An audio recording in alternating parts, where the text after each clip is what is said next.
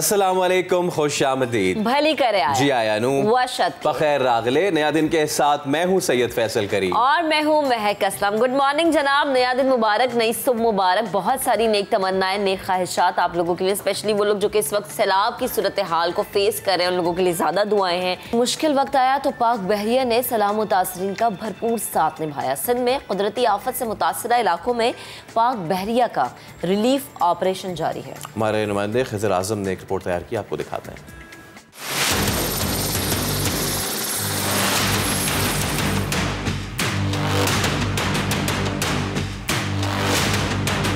Pakistan navy का operation मदद उन लोगों की जो कि इस वक्त सैलाब की मुश्किलात में घिरे हुए हैं। पाकिस्तान नेवी ने किस तरह से रेस्क्यू ऑपरेशन किया है, किस तरह से लोगों को पानी से निकाला है और कैंपों तक मुंतकिल किया है। मेडिकल कैंप के क्या हालात हैं। सैलाब के सबसे ज़्यादा मुतासरा इलाकों में इस वक्त मौजूद हैं। इस वक्त मैं सक्खर एयरपोर्ट पे मौजूद हूँ और इस सी किंग यानी समुंदर के बादशाह के साथ हम सफ़र करेंगे और आपको दिखाएंगे सैलाब ज़दा इलाकों की ताज़ा तरीन सूरत हाल और उनकी बहाली के लिए किस तरह से काम किया जा रहा है।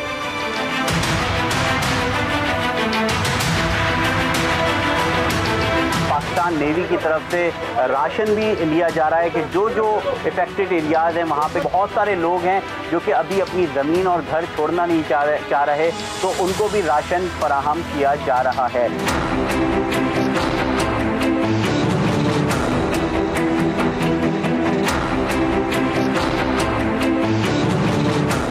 इस वक्त मैं इंडस हाईवे पर मौजूद हूँ और यहाँ से ये देखें, ये खैरपुर नातन शाह ये शहर है जिसका रास्ता मुनक़ता हो गया है। आप देख सकते हैं कि यहाँ पर पूरा मेगा ऑपरेशन किया जा रहा है और पाकिस्तान नेवी की ये बोट्स हैं जिसके ज़रिए ऑपरेशन किया जा रहा है। जंगी हालात में ये बोट इस्तेमाल की जाती हैं, खुश्की और पानी दोनों में इनका इस्तेमाल होता है।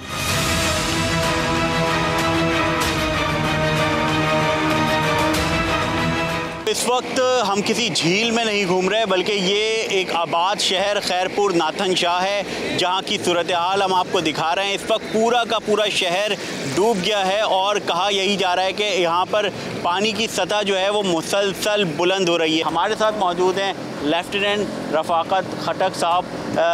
रफ़ाकत साहब, कितने दिनों से आप ये ऑपरेशन कर रहे हैं? जी, ऑपरेशन तकरीबन महीना हो गया यहाँ पे चल रहा है और यहाँ पे पहले पानी इतना नहीं था, अभी पानी मज़ीद बढ़ गया है। पानी तकरीबन 15-18 फीट, 10 फीट, 15 फीट, 18 फीट इस तरह बढ़ता जा रहा है। जब लोगों को लेने जा रहे हैं तो क्या आपको ऐसी सूरत हाल भी है कि अभी भी लोग अंदर से आने को तैयार नहीं है? हर बंदा अपना घर नहीं छोड़ना चाह रहा। कुछ ना कुछ ऐसे आ जाते हैं केसेस जो कहते हैं कि हम नहीं जाना चाह रहे, तो उनको वो भी किसी वजह से रुके होते हैं, तो कुछ लोग आ भी जाते हैं हमारे साथ। तो हमारी कोशिश ये होती है कि उनको हम टाइमली सेफ जगह पे शिफ्ट कर लें, बजाय के बाद उनको ज़्यादा नुकसान उठाना पड़े। ये सूरत हाल है इस वक्त खैरपुर नातन शाह की।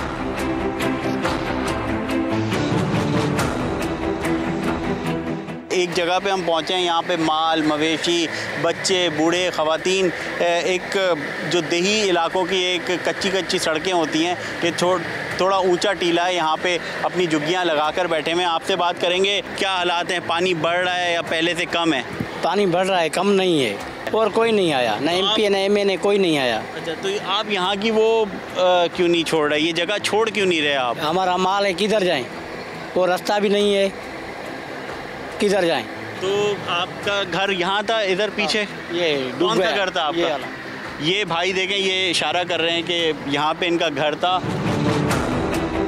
जो पॉपुलेशन इस वक्त डिस्प्लेस हुई है वो भी बहुत बड़ी इमेंस पॉपुलेशन है। जो पॉपुलेशन अंदर अभी भी स्टैंडर्ड है वो भी बहुत बड़ी है। ये हो नहीं सकता कि ये सारे लोगों को फिर लेके बाहर चले जाएं, फिर उनकी एक और इमरजेंसी है कि उनको कैसे फीड करेंगे। तो हम ये कर रहे हैं कि हमने दोनों चीज़ें की हैं। जिसके घर तबाह हो गए हैं, बिल्कुल डैमेज हो चुके हैं, उनको रेस्क्यू करके डिफरेंट कैंप्स के अंदर डिस्ट्रिक्ट गवर्नमेंट ने तमाम स्कूल्स को रिलीफ कैंप्स बनाए हैं। एक टेंट सिटी अभी कल से हमने बनाना स्टार्ट कर दिया है, उसको इंशाल्लाह हम एक्सटेंड करेंगे 500 टेंट्स 1000 टेंट्स तक वो लेके जाएंगे। और ये जो एरियाज़ हैं जो कि निकलना नहीं चाहते हैं, अपने माल के साथ बैठे हैं, लाइफ स्टॉक के साथ बैठे हुए हैं, फिर इन एरियाज़ को रिलीफ इन्हीं बोट्स के थ्रू, होवरक्राफ्ट के थ्रू फिर यहाँ पर दिया जाएगा। डीसी दादू हमारे साथ मौजूद है, मुख्तसरन बता दें, हमें भी आगे जाना है। देखिए इस शहर क्या हुआ है, देर से कट लगा, क्या हुआ, मुख्तलिफ बातें आ रही। देखिए मुख्तलिफ बातें, अली शाह साहब। जी हाँ, देखिए कट लगा या क्या लगा, ब्रीचेस पड़े हैं चारों तरफ और उसकी वजह से बिल्कुल ये सैलाबी सूरत हाल पैदा हुई है। अब देखें हम यहाँ पे मौजूद हैं, हमारी पूरी कोशिश है कि जहाँ जहाँ जो लोग डिस्प्लेस्ड हैं वहाँ पहुँचें। नेवी की मदद से, आर्मी की मदद से आए हैं। अभी इन्होंने खुद ही बोला कि राशन टेंट मिल रहा है, बट जो है वो उसके ऊपर वो उसकी तादाद कम है। बहरहाल हमारी पूरी कोशिश है कि हर जगह पहुँचें और हर किसी को रिलीफ जो है वो मुहैया करें।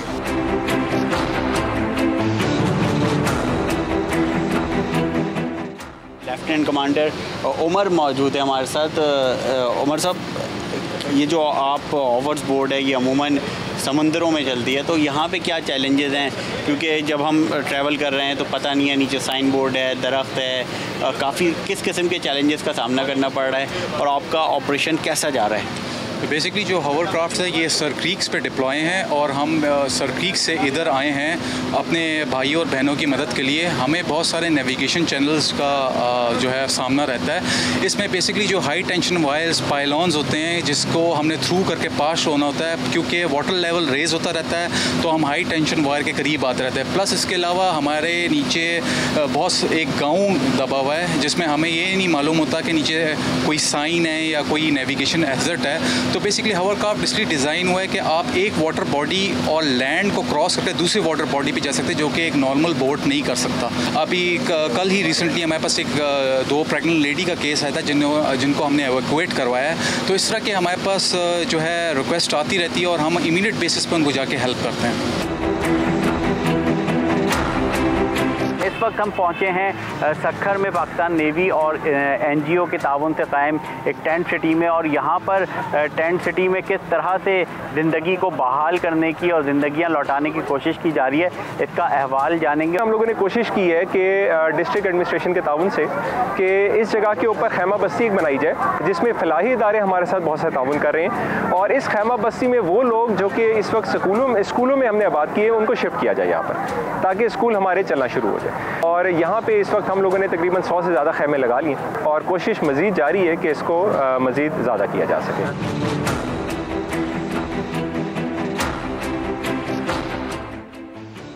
यहाँ पर एक मेडिकल सेंटर भी बनाया गया है। यहाँ पे डॉक्टर साहब मौजूद हैं और इनका नाम भी इत्तेफाक से डॉक्टर खिदर है। तो डॉक्टर साहब, फाइनली मुझे इतना बता दें कि किस किस्म की ज़्यादातर आप बीमारियाँ फेस कर रहे हैं और क्या कहना चाहेंगे? अस्सलाम वालेकुम जी। सबसे ज़्यादा जो हमारे पास बीमारियाँ आ रही हैं वो गंदगी की वजह से आ रही हैं, जिसमें हमारे पास गैस्ट्रोएंटेराइटिस है, लोगों के पैरों में ज़ख़म है, फोलिकुलाइटिस है, हमारे पास स्केबीज़ है, फैलने वाली बीमारियाँ हैं, मीज़ल्स हैं।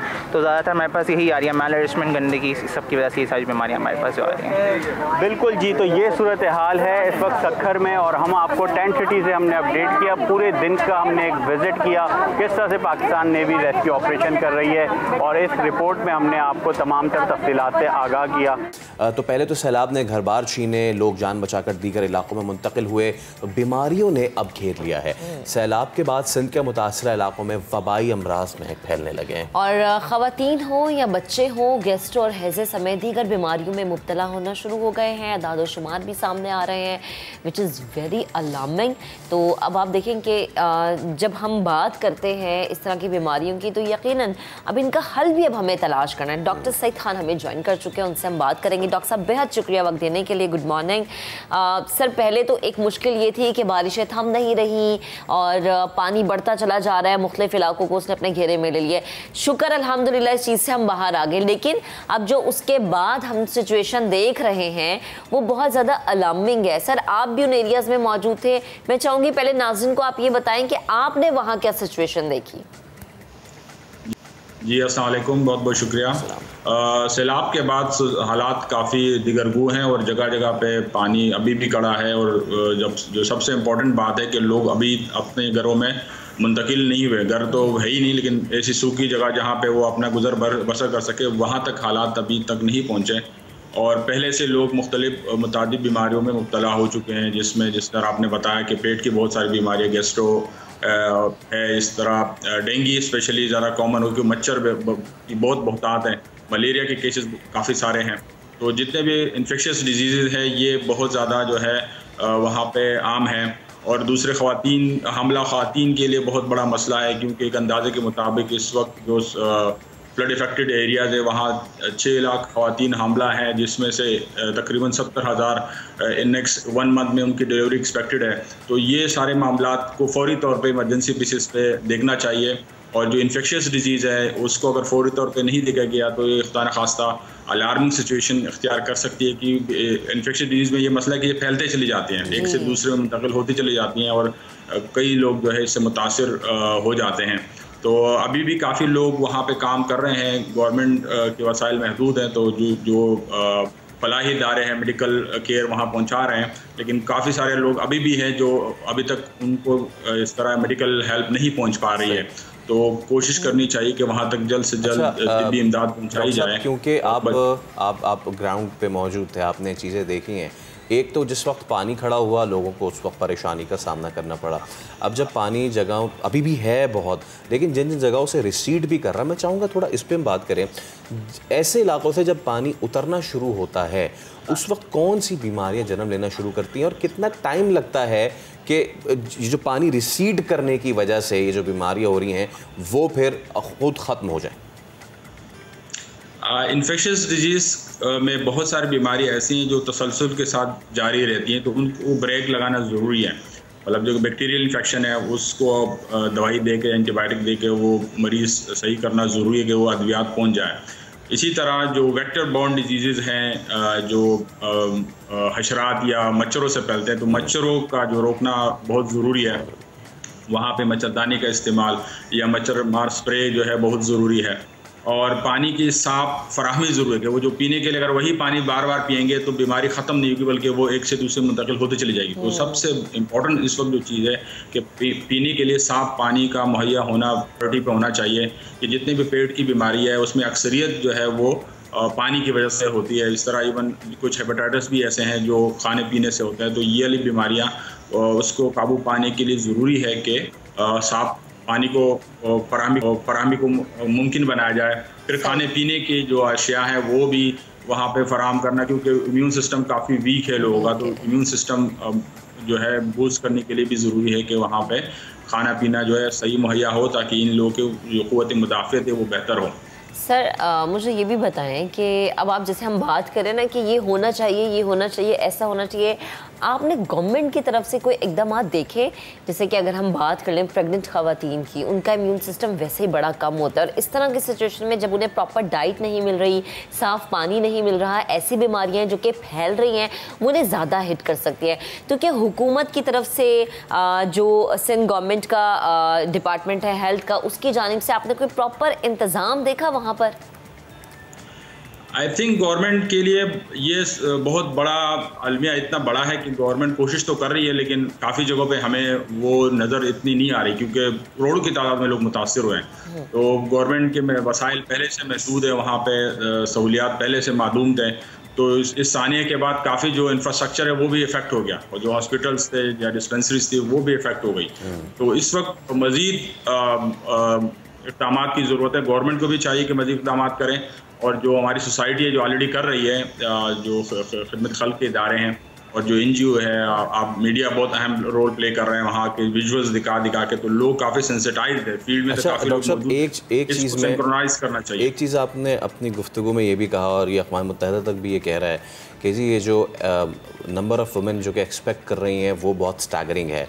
हम इस वक्त की तो बात कर रहे हैं, लेकिन हम आगे 6 महीने 8 महीने की अगर अभी बात करें, ये ख़ातीन जिन हालात में जिस न्यूट्रिशन पे इन बच्चों को जन्म देने जा रही हैं, ये सिर्फ अभी का मसला नहीं है, ये पैदा होने वाले बच्चों पे कितना अफेक्ट करने जा रहा है, उनकी जो मेल न्यूट्रिशन है, इस पर भी थोड़ा सा मैं चाहूँगा आप कमेंट करें।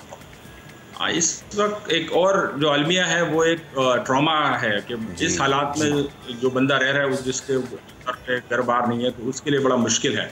और जो बच्चे जन्म लेंगे यकीनन जिस तरह के मखदूश हालात में, तो उन पे भी असरात होंगे। उनकी ग़िज़ाई जो कमी है वो पूरा करना ज़रूरी है। फिर जो पेरेंट्स है या जो माँ है वो जो ट्रॉमा से गुजरेगी कि जो जहाँ पे डिलीवरी जिस हालात में होनी है, तो यकीनन इस पे बहुत लॉन्ग टर्म इसका इफ़ेक्ट होगा और ज़रूरी है कि हम इसको जल्द से जल्द कोई फराहमी हेल्थ की मुमकिन बनाए कि इन हालात को जितना भी हो सके आसानी उनके लिए पैदा की जा सके।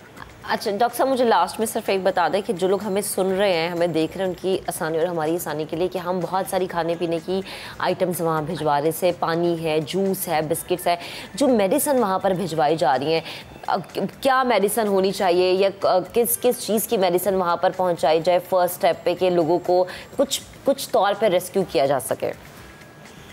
फौरी तौर पे अभी वहाँ पे जो पेन किलर्स है वो वहाँ पे ज़रूरी है, क्योंकि काफ़ी लोगों को तकलीफ है। फिर एंटीबायोटिक्स हैं, काफ़ी लोगों को इन्फेक्शंस है, पेट की बीमारी है और एंटीबायोटिक्स ज़रूरी है। फिर जो है स्किन इन्फेक्शंस है, उसके लिए ऑइंटमेंट की ज़रूरत है। फिर हमला ख़वातीन के लिए और बच्चों के लिए जो ग़िज़ाई दूध है वहाँ पे वो लाजमी पहुँचाई जाए। ख़वातीन के जो ख़ास ज़रूरी अशिया है वहाँ उनकी फराहमी मुमकिन बनानी चाहिए ताकि इस मुश्किल हालात में उनकी मदद की जा सके। ठीक है डॉक्टर साहब, बेहद शुक्रिया हमारे साथ मौजूद है। स्टूडियो में हमारे साथ अहमद रहमान खान भी मौजूद हैं और इसके अलावा हमें ज्वाइन कर रहे हैं फॉर्मर IGP, और इसके अलावा अगर कहा जाए तो कराची सिंध की सिचुएशन पे बहुत गहरी नज़र शुएब सेडल साहब भी हमारे साथ मौजूद होंगे। पहले अहमद, ये जो सिचुएशन सारी बनी हुई है, हमने हफ्ता पहले भी बात की, दोबारा भी बात की, मसला ये नहीं है कि छीनने और चोरी के वाक़यात, मसला अब ये है दीदा दलेरी के वाक़यात। गली गोनो खुदरों से लेकर बिजी स्ट्रीट्स, वहाँ पे लोग गोली चलाने से जो है दरेग नहीं कर रहे हैं। क्या वजह इस दलेरी की समझते हैं? अच्छा देखिए, इसमें फैसल एक तो ये कि पहले हम देखते थे कि बड़ी सुनसान गलियों में वारदातें हुआ करती थी, रात के औकात में किसी को लूट लिया करते थे लोग। लेकिन अब इतनी देदा दिलेरी है कि माड़ीपुर रोड पे हम ये देखते हैं कि पंप पर मुसल्ला होकर मुल्जिमान आते हैं, बाकायदा गार्ड से असला भी छीनते हैं और इस बड़े वेपन से पूरी वारदात मुकम्मल करते हैं और उसके बाद वहाँ से फ़रार हो जाते हैं। इसी तरह बैंक के बाहर से बिल्कुल ढाबे पे भी बिल्कुल बैंक के बाहर से शहरियों से पैसे लूट लिए जाते हैं। एक तो ये बात है जो हम पुलिस अफसरान से इस पर बात करते हैं कि वो कहते हैं जी ये मंशियात के आदी अफराद हैं जो अपनी नशे की लत पूरी करने के लिए इस तरह वारदातें कर रहे हैं, और इसी वजह से अब वो गोलियां चलाने से भी गुरेज नहीं करते क्योंकि वो नशे की हालत में होते हैं तो वो गोली चला देते हैं। लेकिन क्या मंशियात कराची में बनती है? नहीं, ये बाहर से आ रही है, ये स्मगल होकर यहाँ तक पहुँच रही है। तो इदारे क्या कर रहे हैं? मतलब वो उनको इन चीज़ों को भी तो रोकना हमारे इदारों की जिम्मेदारी है ना। मतलब एक चौकी तो नहीं बनी हुई, कोस्ट गार्ड भी है, कस्टम भी है, फिर रेंजर्स भी है, फिर पुलिस भी है। तो ये इन सारे इदारों को मिलकर काम करना होगा ताकि अगर कराची से मंशियात का खात्मा होगा तो इसके ही पैरेलल स्ट्रीट क्राइम में भी वाज़ेह कमी आएगी। तो ये सारी चीज़ें लेकर चलनी होगी। फिर इसके अलावा सेफ सिटी प्रोजेक्ट आपके यहाँ नहीं है, कोई कैमरों की सहूलत ही मैसर नहीं है, तो जिसका जहां दिल चाहता है वो वारदात करता है और उसके बाद फरार हो जाता है क्योंकि उसको पता है कि जी 2300 तो कैमरे लगे हैं शहर में, अगर उसमें फुटेज बन भी गई तो वो ऐसी होगी कि उसमें कुछ नज़र ही नहीं आएगा। तो इसी वजह से पुलिस अफसरान भी आजकल दुकान वालों को या किसी बड़ी जो आउटलेट्स हैं उनको ये बोल रहे हैं कि कम से कम कैमरास जो हैं वो अच्छे लगाएं ताकि कम से कम मुल्जिमान अगर कोई वारदात हो जाए तो उनकी शक्लें तो वाज़ेह हो सकें। तो ये बड़ा एक अफसोसनाक पहलू है हमारे शहर में कि सेफ सिटी प्रोजेक्ट ही नहीं हो सका। अच्छा, वैसे अगर चेहरे वाज़ेह हो भी जाए ना तब भी हमारी जो पुलिस है वो बहुत ज़्यादा सुस्ती और काहली दिखाती है उनको गिरफ्तार करने में। इस पर भी हम बात करते हैं। कराची के किस तरह से अपने गम गुस्से का इजहार किया है, किस तरह से कराची वाले खौफ में मुब्तला हैं, आपको जरा दिखाते हैं।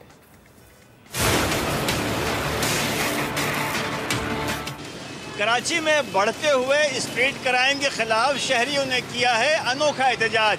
मुंह पर टेप बांधकर कर रहे हैं शहरी एहतजाज। जानते हैं उनके इस एहतजाज की वजह और उसका हल क्या है।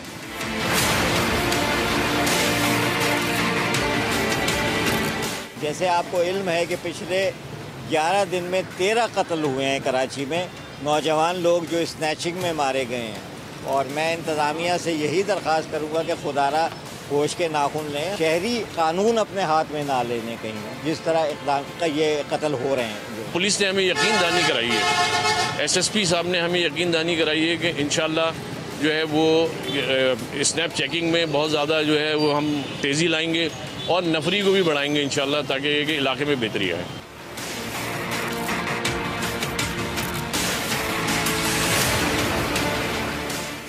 पहले इसकी आबादी को कंट्रोल नहीं किया गया और अब जराइम को अनकंट्रोल छोड़ दिया गया है। तो ये इसके खिलाफ सबको खड़ा होना होगा। कराची जो रोशनियों का शहर है, समय कातिल है, कराची के शहरी यकजा हैं और तमाम लोगों में बहुत बड़ा सेंटीमेंट क्रिएट हो रहा है। ये कोई भी लावा पक कर बाहर आ सकता है।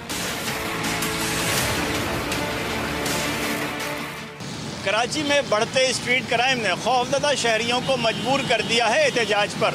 उनका कहना है कि अगर स्ट्रीट क्राइम पर काबू ना पाया गया तो एहतजाज का सिलसिला वसी किया जाएगा और शहर के हर चौक चौराहों पर एहतजाज किया जाएगा। कैमरामैन मोहसिन अली के साथ खुर्शीद आलम, समा, कराची।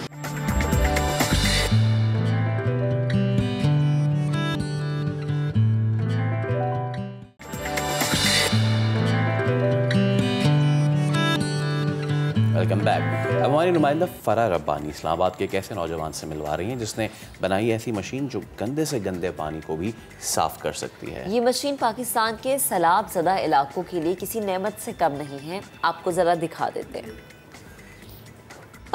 पाकिस्तान में सैलाब की तबाहकारियां जारी हैं। पाकिस्तान का कोई भी सूबा इस वक्त ऐसा नहीं है जहां पर सैलाब ने तबाही ना मचाई हो। पानी की वजह से सबसे बड़ा मसला जो आ रहा है वो भी पानी का आ रहा है। वो कैसे कि बारिशों की वजह से बहुत सारा नुकसान हुआ और पीने का जो साफ पानी है वो लोगों की पहुंच से दूर हो गया है।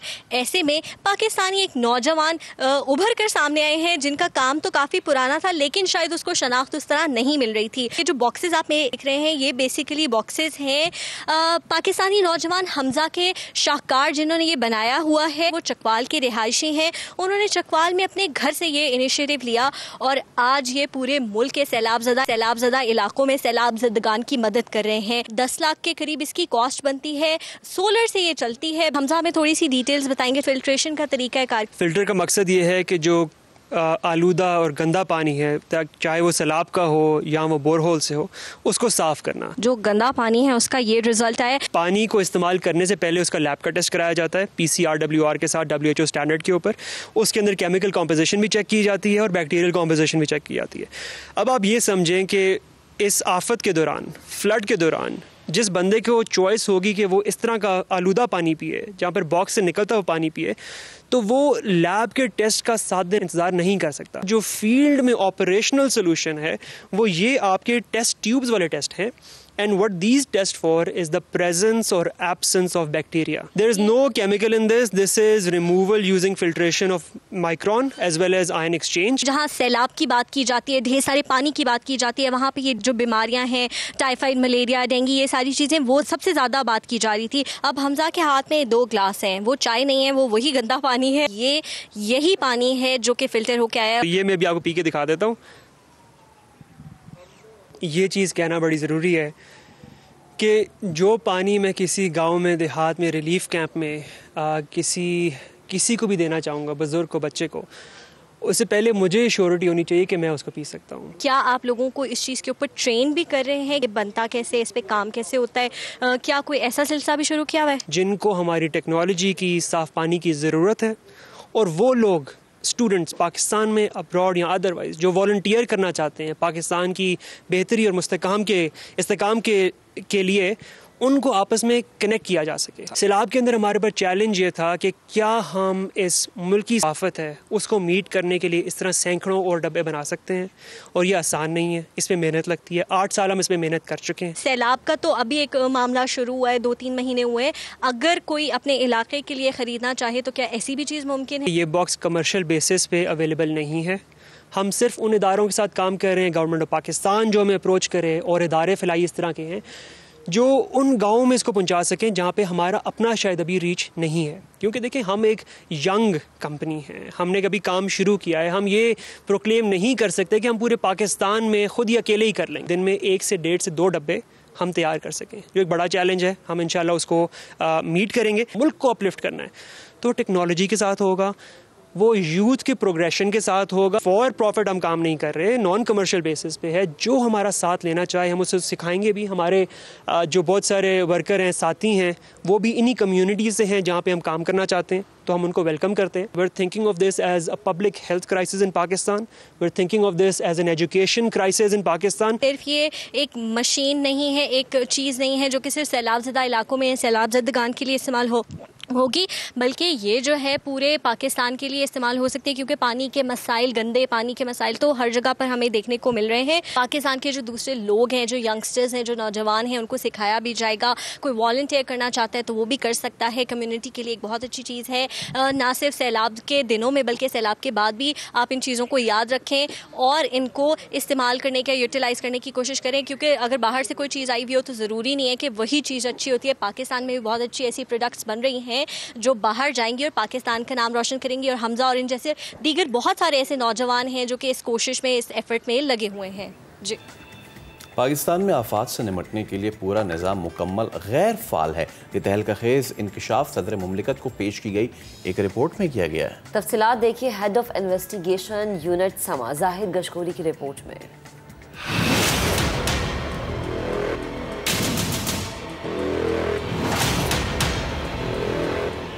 ऑडिटर जनरल ऑफ पाकिस्तान ने कुदरती आफात से निपटने के बारे में अपनी स्पेशल रिपोर्ट सदर को पेश कर दी। रिपोर्ट ने मुल्क में सैलाब से निपटने के फरसूदा निज़ाम का पोल खोल दिया।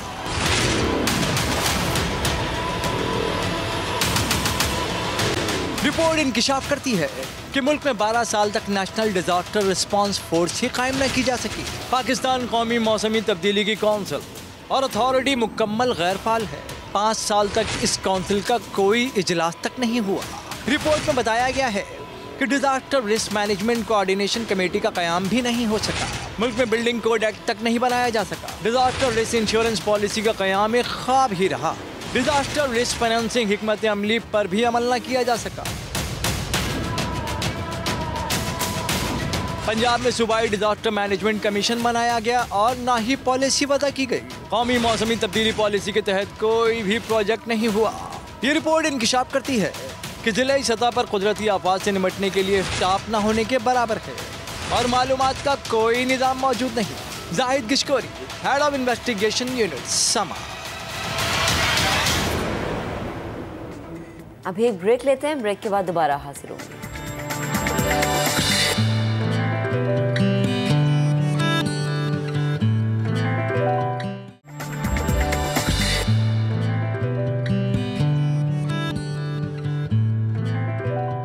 कराची का एक ऐसा सरकारी स्कूल आपको दिखाते हैं जिसके तलबा तालिबात को मौत के रास्तों से गुजर कर तालीम का सफ़र तय करना पड़ता है। इस स्कूल में ये मासूम बच्चे देख रहे हैं आप, इस स्कूल में मनशियात फ़रोख्त होती है और क्लासेस पर नशई अफराद का कब्ज़ा है। ये स्कूल कहाँ है, टीचर्स और वालिदैन खौफ में मुब्तला हैं और क्या ये तमाम तर मामलात हुए हैं। मासूम बच्चों का मुस्तकबिल है जो दाव पे लगा है। सिर्फ तालीमी नहीं, जान के भी इनके लाले पड़े हुए हैं कि अगर खुदा ना खास्ता कोई इस पर आवाज़ उठाता है तो आवाज़ बंद ना कर दी जाए। खिज़र आज़म ने रिपोर्ट तैयार की है, पहले ये देखते हैं फिर इस पर मज़ीद बात करते हैं। कराची के इलाके कोरंगी नंबर 651B का सरकारी स्कूल तलबा का मुस्तकबिल रोशन बनने के बजाय बर्बाद हो रहा है। नशा आवर अफराद की भरमार है, नशा आम है, तालीम को ख़तरात लाहक हैं।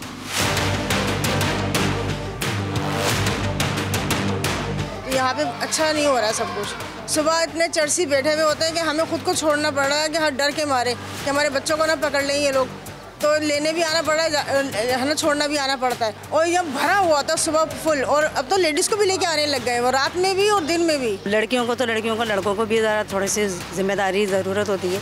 माहौल ऐसा है चर्चियों का, आए दिन यहाँ पे बच्चे बताते रहते हैं। गवर्नमेंट को चाहिए कि कुछ करें, यहाँ पर आके देखें, वो लोग देखें आके, वो उनकी जिम्मेदारी है। हमारे बच्चे यहाँ पढ़ते हैं, इनका खुदा न खास्ता किसी वो ज़ैनब वाला वाक़या यहाँ ना हो जाए, और मुझे डर है कि वो वाक़या होगा। पीछे आप जाके देखें, बिल्कुल जंगल बन गया।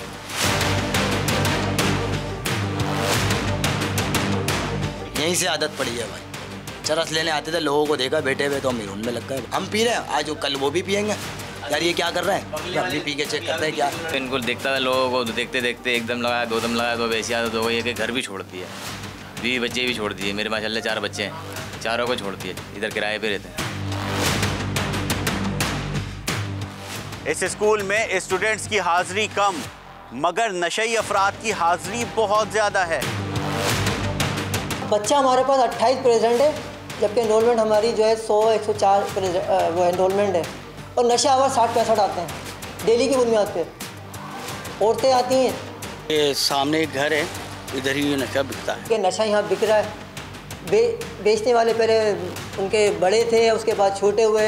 अभी तक तो हमने यहाँ तक देखा कि बच्चा भी जो है नशा बेचता है। बात यह है कि अगर हम प्रूफ दें तो फिर हमारी ज़िंदगी का कोई चांस नहीं। जो बेच रहा है आप उसको पकड़ो ना यार। स्कूल की इमारत में एक नौजवान का मुस्तकबिल दांव पर है। सैकड़ों आने वाले तुलबा के लिए क्या पैगाम है, ये सब आप देख रहे हैं। हमने वीडियोस तस्वीरें बना के अपने डिपार्टमेंट में दी हैं, आगे डीसी को भी दिए, मजिस्ट्रेट साहब को भी दिए हैं। वक्त डिपार्टमेंटल है हमारे डायरेक्टर साहब ने रिपोर्टें बना के दी हैं, बिल्डिंग डिमोलिश का दिया है, सबको दिया है। SSP DSP में वो अपने रिपोर्ट जो भी बना के भेजते रहते हैं। मकसद अभी तक इस पर कोई अमल दरामद नहीं है।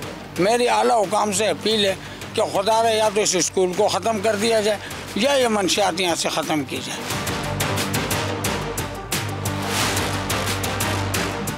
स्कूल इंतज़ामिया हो, अहले इलाका या तुलबा व तालिबात के वालिदैन, सब दरख्वास्तें दे देकर थक गए हैं। कौन है जो इनकी सरपरस्ती कर रहा है कि ये धंधा रुकने का नाम नहीं ले रहा। कैमरामैन इमरान खान के साथ खिज़र आज़म, समा, कराची।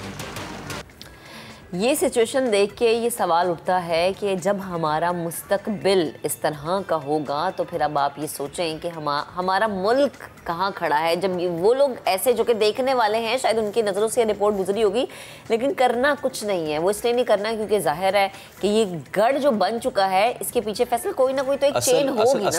असल मसला है ना सरकारी स्कूल जो हैं, यही सरकारी स्कूल, इनमें हमने देखा कि सहूलियात का फुकदान है, हम चुप करके बैठ गए। इन्हीं सरकारी स्कूल्स में हमने देखा कि जानवर तक बांधना शुरू कर दिए गए, चुप करके हम बैठ गए। इन्हीं सरकारी स्कूल्स में हमने देखा कि तालीम का सिलसिला नहीं है, इनको कूड़ादान बनाया गया है, कचरा इलाके का इन सरकारी स्कूलों में डंप करते रहे, हम चुप रहे।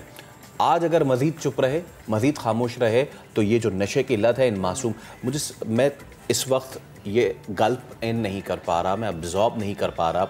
छोटे बच्चे, आप सबके घरों में भी छोटे बच्चे होंगे, क्या अगर आपको कल मालूम हो कि आप अपने छोटे नन्हे मुन्ने मासूम बच्चों को अगर एक जगह भेज रहे हैं जहां वो पढ़ रहे हैं, मैं कि ये सिर्फ एक छोटी चीज़ नहीं है, ये सिर्फ नशे की चीज़ नहीं है। आई एम सॉरी, मुझे ये समझ में, दिमागों पे असर, ये कुछ भी कर सकते हैं। क्रिमिनल माइंडेड लोग हैं बच्चे। अब मैं कहना भी नहीं चाह रहा कि वो क्या हो सकता है उन बच्चों के साथ, अगवा कर सकते हैं।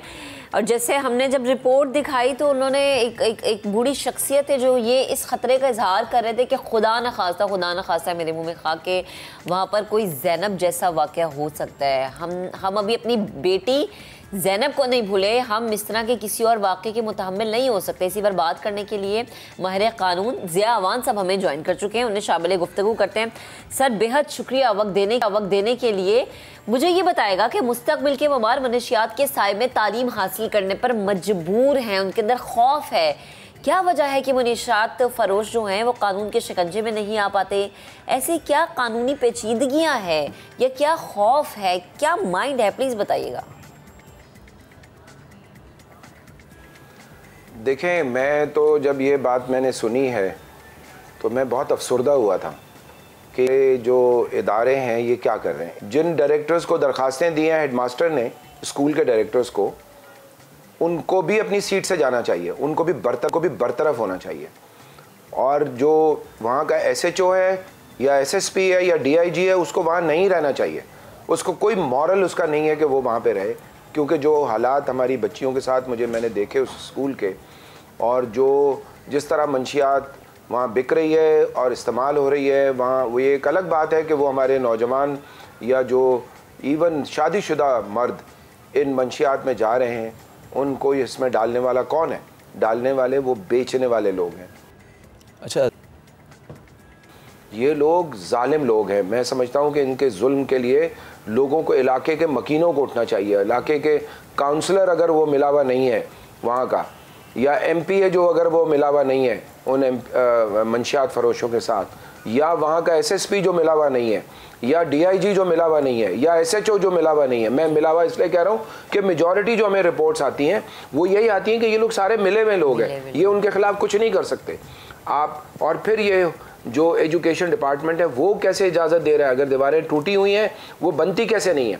वो जितने खंडरात में देख रहा था जहाँ पे वो बैठे हुए नशा कर रहे हैं और सिर्फ 100 बच्चे इतने बड़े स्कूल में पढ़ रहे हैं, ये बहुत बड़ा चैलेंज है। ये मैं समझता हूँ कि हम तो वडेरों को रोते हैं कि जो इंटीरियर सिंध में जो गोस्ट स्कूल खोले हुए बैठे, ये भी एक गोस्ट स्कूल है, इसको क्यों नहीं फोकस करते? और हमारे एजुकेशन पे जो एक्टिविस्ट हैं, जो NGO हैं, उनको उस पर बात करनी चाहिए। और मैं समझता हूँ कि ये समा ने ये जो चीज़ आइडेंटिफाई की है, आई रियली अप्रिशिएट, मैं इसकी बहुत तारीफ़ करूंगा कि आपने इतनी दिलेरी से इतना स्ट्रॉन्ग काम किया है। और मैं समझता हूं कि आपके इस प्रोग्राम के बाद ज़रूर इस पर अमल होगा। अच्छा ज़िया साहब, सरकारी स्कूल्स में हमारी तालिबात भी ज़ेर तालीम है इस वक्त। हमने ज़ैनब केस देखा था, अभी तक हम भूल नहीं पाए और शायद मरते दम तक हम नहीं भूलेंगे। कानून क्या कहता है? कोई बड़े सानहे से पहले क्या क्या इक़दामात हो सकते हैं? हमारा आईन व कानून क्या इस बारे में हमें बता रहा है?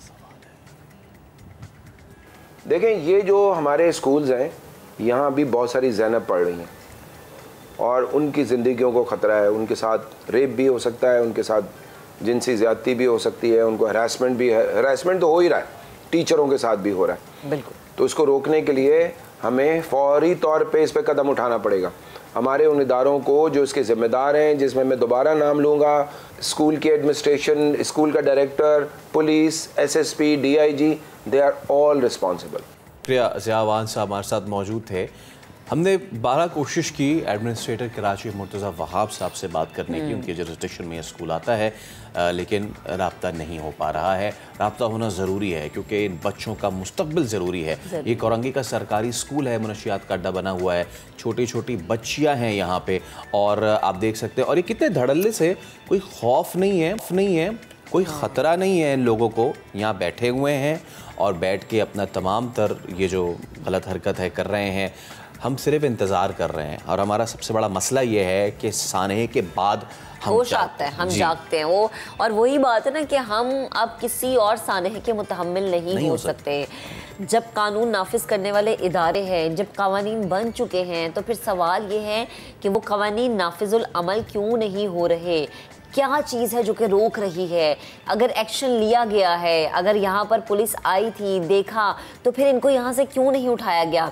ना सिर्फ यहाँ पर जो तालीम हासिल करने वाले बच्चे, बल्कि जो माएँ उन्हें छोड़ने आती हैं, लेने आती हैं, उनकी अपनी ज़िंदगियाँ फैसला, जो असातिज़ा है यहाँ पर, उनकी अपनी ज़िंदगी ख़तरे में है। और ये सिर्फ हमने एक स्कूल दिखाया, न जाने यहाँ पर कितने ऐसे स्कूल्स हो। कंप्लेंट्स पे कंप्लेंट्स हो चुकी हैं, हेडमास्टर कर चुके हैं, एग्जैक्टली हेडमास्टर्स कंप्लेन कर चुके हैं, लेकिन फैसल वही बात है, कोई सुनने वाला नहीं है। चलें जी, आज के प्रोग्राम से इतना ही बात करेंगे कल। अपना बहुत सा ख्याल रखिएगा। अल्लाह हाफ़िज़।